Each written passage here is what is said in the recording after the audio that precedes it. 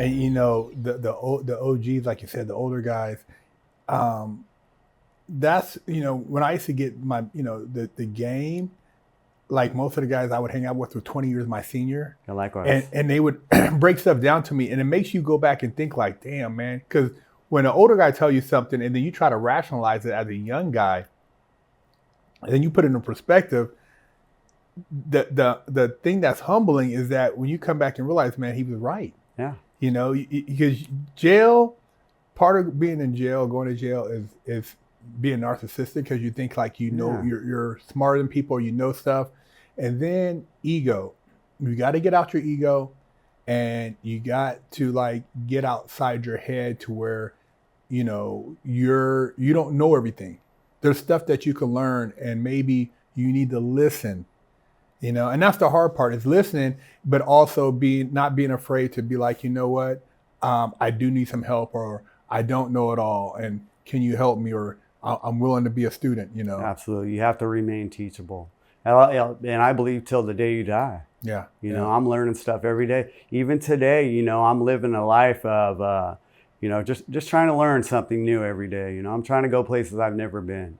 You know, whether that's traveling or, you know, with a career or with my relationship.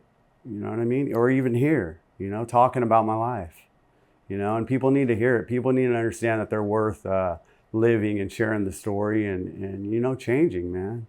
This world's fucked up. Yeah. You know, why add to it?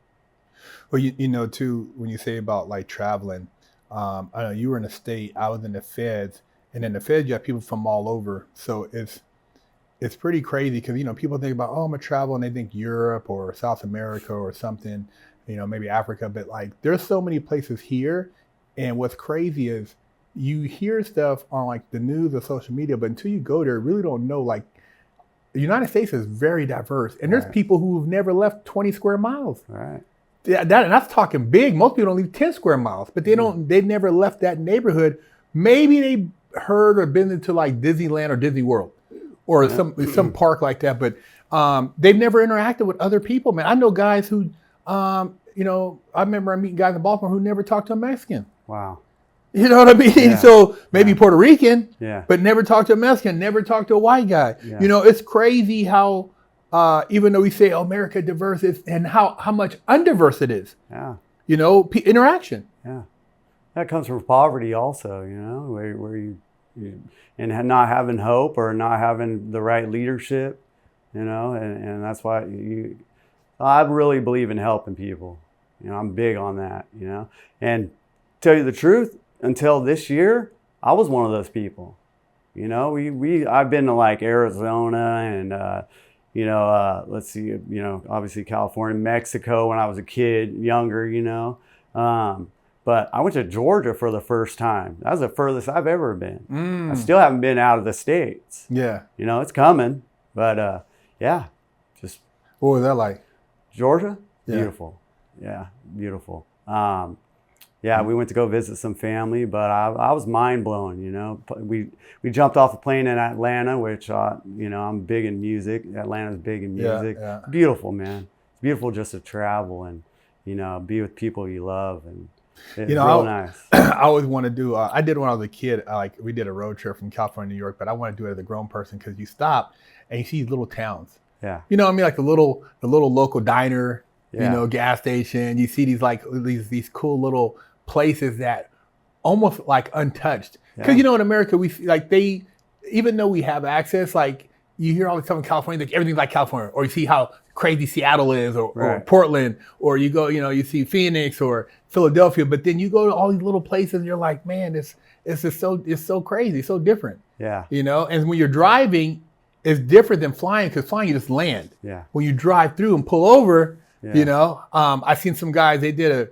a trip. These brothers did a trip to Sturgis, and they were driving, and it's like, you know, black guys that go to Sturgis, and they went to Sturgis, and they met all these cool people. But people think Sturgis and think, oh, white biker guys. But there's everybody. Yeah. And there's a lot of diversity, and you meet some cool people. Yeah. You know, and that's what I think is missing, is that interaction with other people and communicating. Because as you start talking, you realize, like, man, this dude, hey, I could be this dude's friend. You know what I mean? Exactly. Once you start traveling and learning new stuff, meeting new people, your mind starts thinking you can do anything, go anywhere. Yeah. Start growing, mentally and spiritually, for sure.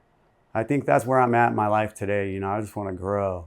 I've been trapped for so damn long, and it's nice, not just trapped mentally, but in, with drugs. I'm an addict, alcoholic. Once again, I'm clean and sober today, but I was trapped in that, substance abuse, dude. Yeah. And it was fucked up for a long time, but it's nice. My people, I'm in the, sober world, my community, my lady, so I'm always going to all these meetings and all that, but they're all happy. We know, we all know each other, where we've been, where we're trying to go. And it's beautiful, man. But, you can get trapped in that, and where I'm from, LA, I've never really, until just recently, been out of this area, and everybody else is trapped too. We got friends and family that are still trapped in, riverbeds, homeless, and, it's unfortunate, but it's really beautiful meeting people, helping people, and learning new things. What would, be one of the things, or some of the things you think, like, as far as in prison, that you witness or experience that you're like, damn, that shit is crazy? Because I know for myself, there are things that happen, and it's like, sometimes I have these crazy dreams, man. I'm locked up. I don't know how I got there.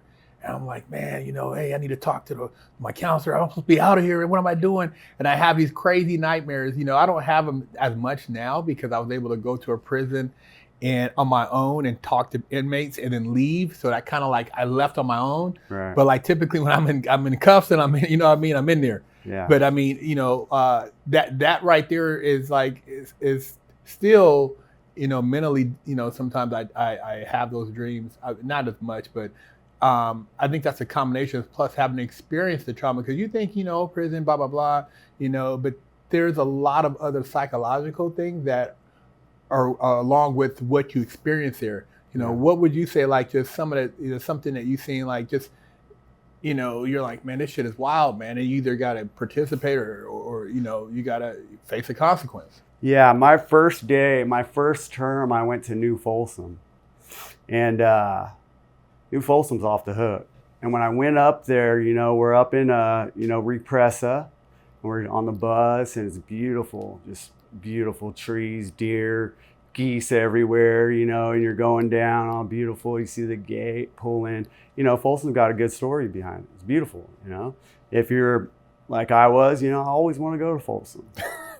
Pretty fucking stupid, but it's truth, Popped in, and the first day, after we got, we went, got our beds and all that, got our cell, and got to walk out to the yard for a moment, really small yard.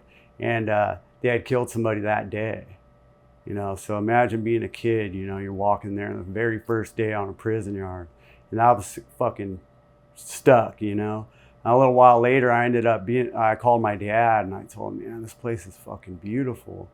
He was like, what the fuck's wrong with you, And so, yeah, they killed someone today too. So mentally, that's what's got me where I'm like, what the fuck are you thinking, And yeah, it was crazy, man. They smashed his head in with a piece of, it's made out of rock, right? So the prison's made out of rock. And they smashed his head in with a piece of rock on the yard. And that prison's known for also the COs, killing. Yeah, they ain't playing right there. No warning shots for a reason. Yeah. They see something, they'll pop your ass. And they ain't aiming for a leg or a stomach, they'll hit you right where it counts.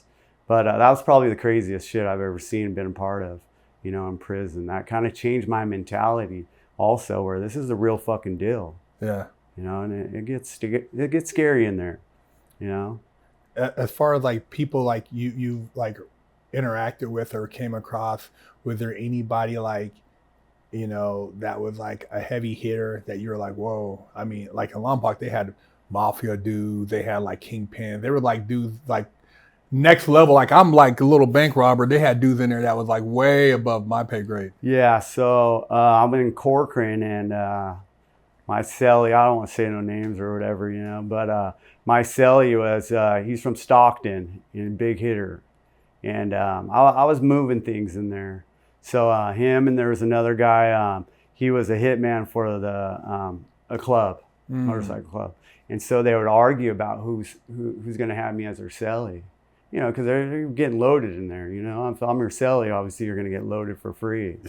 And fuck, man, it got really vicious in there, you know. Until you see it, this guy, he liked getting loaded, and he really liked knives too, you know. And I worked in welding, so imagine that. Yeah, so he's like putting pressure. Yeah, and it got really crazy, and politically wise, you know, you got your certain cars, i.e., you know, Dago, you know, LA, wherever, right? And so, you know, doing what I was doing, I'll break off my car, you know, break him off or whatever. And he didn't like that. So started plotting and, you know, politicking. And all of a sudden, you know, dude from IE, he gets removed off the yard. Another dude's getting removed off the yard. My car got very small real fast until it was me and a couple other dudes, you know, and then I ended up having to go put in work. But my cellie's got the yard. So how the fuck is this happening? Wow. You know, but that's the drugs, you know, and I mean, it was fucking nuts seeing. And for some reason, I love this dude. You know, while we were in there, we had all these long talks. He ain't never coming home. You know, I think about him all the time still to this day. But, you know, his dad was a lifer also. Damn. And ended up dying in prison. And obviously him. Yeah, it's fucking sad, bro. You know what's crazy about that, man? It's like what you just said is like those people, and, you know, it's like the politicians we have out of here. Those people are they've mastered manipulation in people psychology. Yeah. And they've done it without the Lamborghini, without the big house, without all the women. They've done it with just pure, just knowing to get something, like you said, the drugs. Out here is whatever they're doing, the same thing, getting high. Like a person, you wouldn't even know it, but like, you know, because you see a guy in the yard, you think, oh, whatever. And then you look like the dude, what? He's been in the cell for 2 days. He's high on heroin. Yeah. He done passed, you know what I mean? But this dude's a big wig, but you're like, it's crazy. And they're intelligent. Yeah. Super intelligent. Like the intelligent level, the IQ is off the chain. Very intelligent people. Read every book. I mean, I'm talking to guys, they're citing stuff from like Sun Tzu. They're citing the Art of War. They're citing the Bible. They cite the Quran. Like they know everything. Laws of power. All that stuff. All. Yeah. You know, like history that you were like, man, I never heard about that. Fucking geniuses in there. Yeah, they are. You know, but it's used in a way to like control pieces on a chessboard in prison to make moves, and then the ultimate goal to make sure I can keep getting high. It's fucking sickening, you know, and it's sad, man. My mentor, he died in there of a heroin overdose, and he this old white guy, Vietnam vet, man, super smart, man. He used to do law for people, and I didn't know he was hooked on heroin until later on, because I remember coming to the cell one time, he had blood coming out of here. I'm like, what the fuck is that? Yeah. Because I'm naive. I've seen crack and, you know, people smoke weed, get high. I'd never seen, known anybody on heroin, but he was a heroin addict.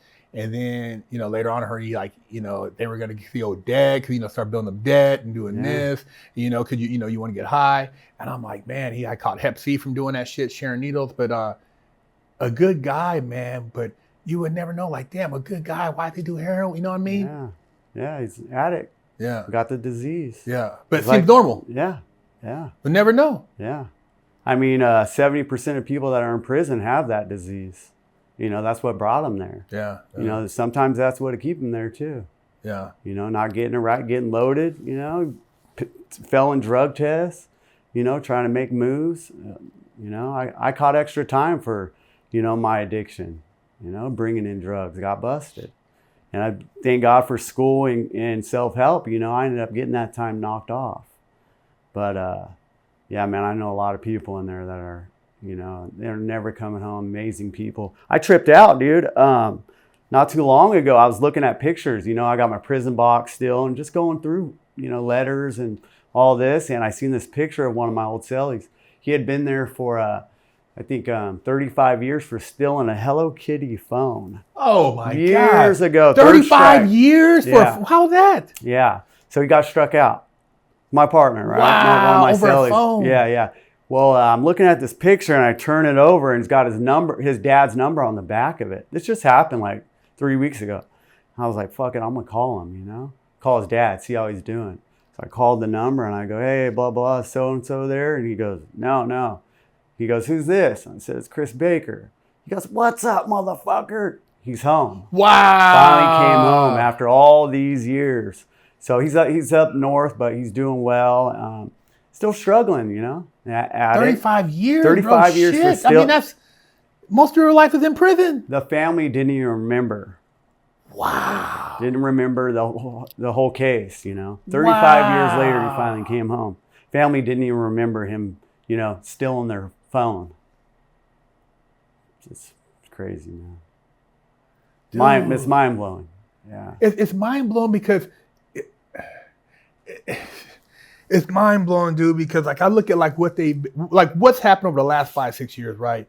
And how they were striking out guys over going to a liquor store, you steal extra bottle, whatever, bottle of alcohol at third strike, right? But then they're letting these people steal. They're telling them to steal. Right. You know what I mean? Right. Oh, I stole under $1,000. Right. I mean, dude, and then so you're mentally tricking them on the street. Right. And then when you flip the script again, now you can lock all of them back up. Right. So it's like we need to fill the beds again. That's what they're doing. That's what they're doing. 100%.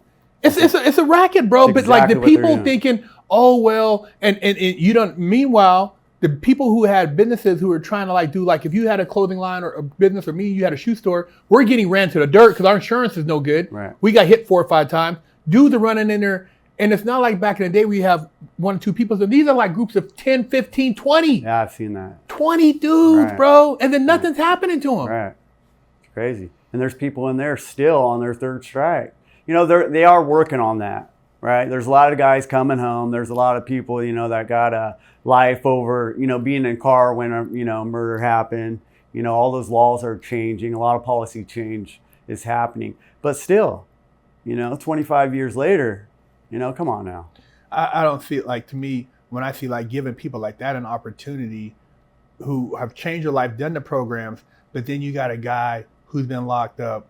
I just read a thing judge let a guy, he's been locked up 49 times. Then he gets out and lights a lady on fire on the public transit. God, yeah.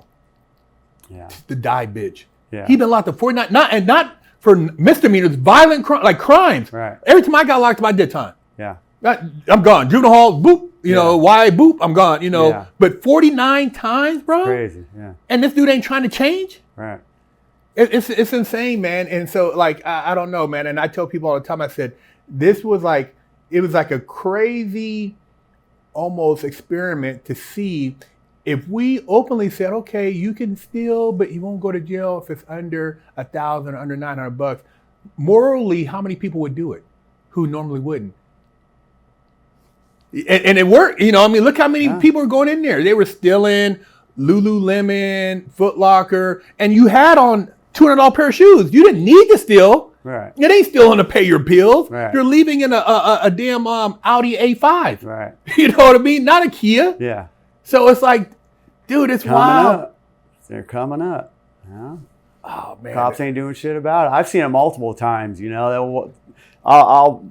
be walking through Walmart and I see somebody got a big old TV. And I tell my lady, he's gonna steal that. And we get out front and there he goes. And they don't do nothing. They just watch him go. Back in the day, they're chase you down and beat your ass. I remember my dad getting beat up, shoplifting right in front of me as a kid. Yeah. I remember that multiple times happening. They need to bring it back. I hate to say they need to bring it back. If they had a squad, and they call them the tackle squad, and they just sit back there with a helmet and shoulder pads, but when they see it, they push a button. Yeah. But then and you come outside. Yeah. Then they'll turn around and sue you, though. Yeah, but there's no sue because the clause is on the thing, if when they say, we're filming. Yeah. Well, if you steal, you have accepted being tackled like the NFL. Right. And we just have a tackle crew. They come out of nowhere. Fine print. Yeah, right. So you can't read it. Yeah, so you can't read it. We're going to will get your ass beat. Fine print. You walk in here, you will get your ass beat still. Yeah. I mean, it is what it is because it's almost like when I hear somebody say, well, the guy, these guys broke in the house, right? Ex military Vietnam guy shoots the guy 5 times, right? And then 4 more times. Well, And then parents, well, he was just trying to. Why they shoot him an extra 4 times? You was in my house. Right. You had a gun. You were violating my peace. So if I shot you 15 times, little John shouldn't have been in my shit. Right. Yeah. You know what I mean? That's overkill. Too bad. You know, it's overkill. You got to do life for that. Yeah. You know, you could only shot him. He only need to shoot him one time. Man, I'm fearing for my life. I'm emptying clips. Yeah. You know what I mean? Who knows if you're going to come back? Right. You know, California doesn't even have the self-defense anymore. I heard about that. On my case, that's what I was fighting. My lawyer, fucking piece of shit, goes, there's no self-defense in California. You're going to do your time. I think about that all the time. Who's fighting for these dudes? Yeah, that's unfortunate, man. But, well, it's almost like, I say it's so crazy out here in California because they showed a guy, people are following people home.